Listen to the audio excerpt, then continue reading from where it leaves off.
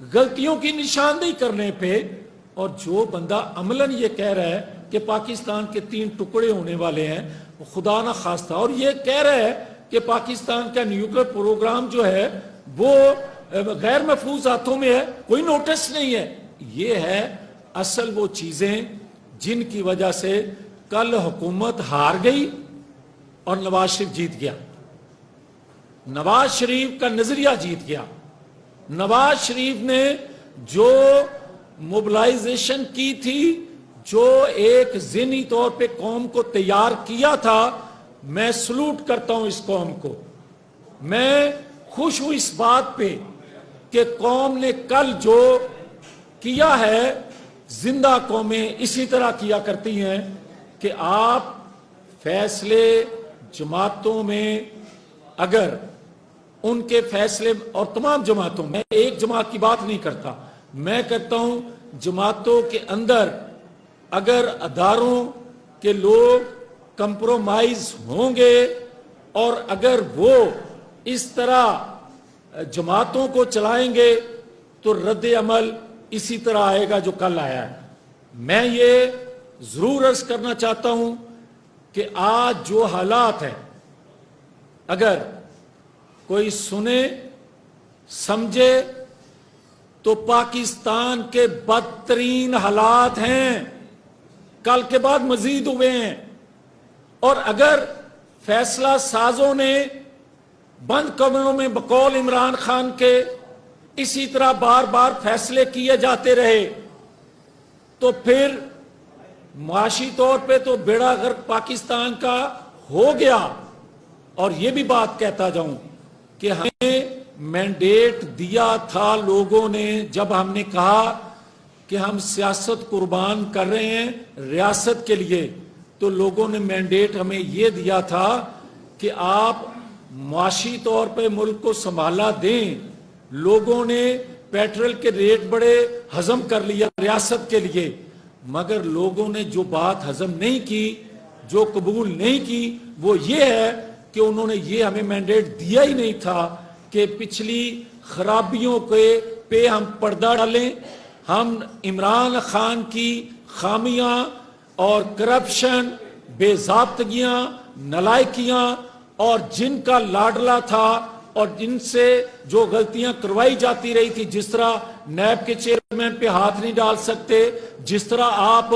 باقی احتساب کے اداروں میں بیٹھے لوگوں پر آپ بات نہیں کر سکتے، جس طرح واٹس ایپ پہ گروپ وہ بنتے تھے، کمیشن بنتے تھے، ان پہ بات نہیں کر سکتے، ان پہ آپ خاموشی اختیار کریں گے، یہ ہمیں مینڈیٹ حاصل نہیں تھا، اور جس کی وجہ سے لوگوں نے اپنا کل رد عمل دیا ہے۔ میں پھر یہ کہوں گا، اور آخری بات یہ کہنے لگا ہوں کہ میں تمام پالیسی سازوں سے، میں تمام پاکستان کے سٹیک ہولڈر سے، وہ مزدور، کسان، کسی جماعت کا لیڈر، ممبر، کسی ادارے کا ممبر، کسی ادارے کا ہیڈ ہو، وہاں کام کرتا ہوں، میں سب سے گزارش کر رہا ہوں کہ بار بار انا،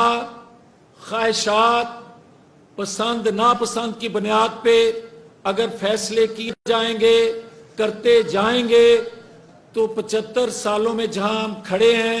خدا نہ خواستہ اب کشن نہیں رہ گیا کہ مزید آگے جا سکیں۔ انہی اصولوں سے، انہی چیزوں کو آگے لے کر، اور یہ بھی کہتا جاؤں کہ جو ہمیں لوگ کہتے تھے، ڈراتے تھے، دباؤ میں لاتے تھے اس بات پہ کہ اگر فوری طور پر عدم اعتماد کر کے آپ حکومت میں نہ آئے تو فلاں آ جائے گا، فلاں بیٹھ جائے گا کسی چیئر پہ، کوئی کسی قسم کا ہمیں اس وقت بھی نہ نوٹس تھا، نہ ہم نے لیا تھا، مگر اتحادی جماعتوں کہ ہم فیصلوں پر کے پابند تھے۔ میں آج بھی یہ بات کہنے لگا ہوں کہ اگر قوم کا موڈ آج جو ہے، اگر آج کوئی ماورا آئین قدم اٹھائے گا، آج ہمیں کوئی جیلوں میں بند کرے گا، تو قوم اس کے لیے تیار ہے کہ قوم کسی دباؤ کو قبول نہیں کرے گی۔ जेल के दरवाजे तोड़कर भी अपनी हीरोज को, अपने मोहसिनों को, अपनी जमात के लीडरों को लोग निकालने के लिए अब तैयार खड़े हैं। लोगों की हद हो गई है बर्दाश्त की। मैं कह रहा हूं कि अगर आज नवाज शरीफ पाकिस्तान ना आए और आज अगर नवाज शरीफ ने सच ना सब कुछ कह दिया और नवाज शरीफ को अब सारा सच कहना पड़ेगा और किए बगैर जमात जो है ये तो अपनी जगह, जमातें, कौमी जमातें टूटती रहती हैं, तोड़ी जाती रहती हैं, मगर मुल्क, रियासत खुदा ना खास्ता खतरे में हो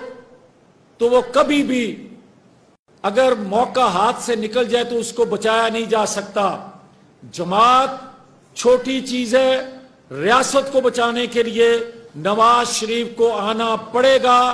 आना चाहिए, आएंगे। मगर ये जरूर कह दूं कि बंद कमरों में किए हुए फैसले जो हैं, अगर कोई कहता है जिसका कोई वो जवाब नहीं दे सकता कि